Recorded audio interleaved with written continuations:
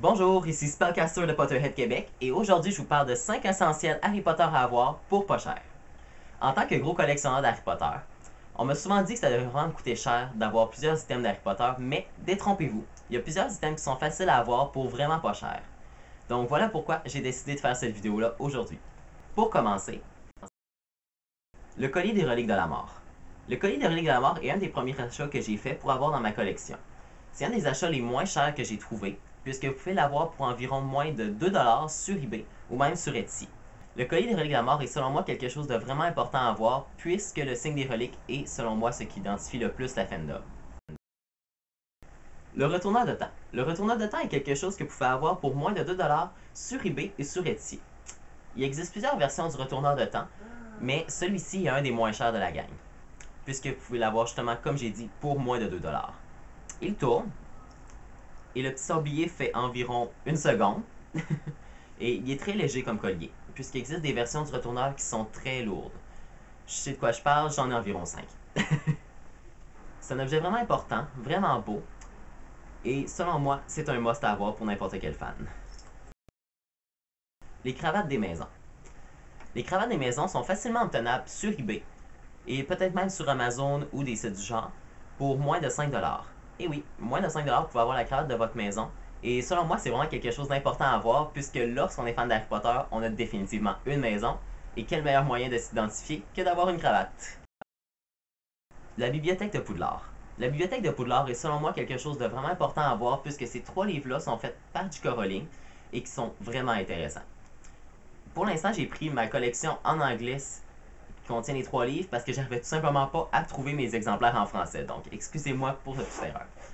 Le Quidditch à travers les âges. Le Quidditch à travers les âges est vraiment quelque chose d'important à voir selon moi, puisque l'histoire est vraiment intéressante. Même si on n'est pas fan de sport, ce livre-là contient vraiment tout ce qu'on a besoin de savoir sur le sport créé par J.K. Rowling.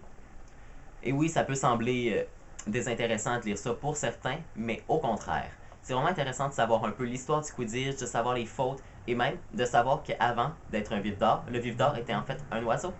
Les créatures fantastiques. Les créatures fantastiques est selon moi celui que n'importe quel fan devrait avoir dans sa collection, surtout avec les films des créatures fantastiques qui s'en viennent, dont le script va être écrit par J.K. Rowling. Donc si vous voulez en savoir un peu plus sur le film, ce livre-là est bon. Même si c'est un recueil de créatures, on en sait un petit peu sur Newt Scamander et quelques-uns de ses voyages, même si bien entendu on va savoir beaucoup plus de détails lors du film. Les contes de Biddle-le-Bard. Les contes de Biddle-le-Bard est selon moi vraiment un important achat à faire, puisque c'est le livre qu'on retrouve dans Harry Potter et les reliques de la mort. Les contes sont vraiment intéressants, et même si certains peuvent penser que c'est des contes pour enfants, détrompez-vous. Les contes sont quand même faits, je trouve, pas juste pour les enfants, et sont vraiment intéressants, et les morales et les valeurs qui sont inscrites dedans sont vraiment très importantes. Mes 2 contes préférés sont le conte des 3 frères, ainsi que le conte de la fontaine de la bonne fortune. J'ai adoré ces 2 contes, et je les conseille vivement à n'importe qui, donc les contes de Biddle-le-Bard, un achat à avoir. Vous pouvez procurer ces 3 livres-là pour moins de 10$ dans pas mal n'importe quelle librairie du Québec, et même s'ils les ont pas, il est toujours possible de les commander. Comme dernier essentiel de la vidéo, le vif d'or. Je sais que c'est pas nécessairement un achat essentiel à avoir pour n'importe qui, mais moi je trouve que c'est vraiment quelque chose de le fun à avoir. Parce que vous pouvez l'obtenir pour moins de 10$, généralement dans les boutiques de collection, ou tout simplement sur internet, eBay, Etsy, Amazon. C'est sûr que vous allez le trouver quelque part. Il suffit de chercher un peu, il est vraiment facile à trouver.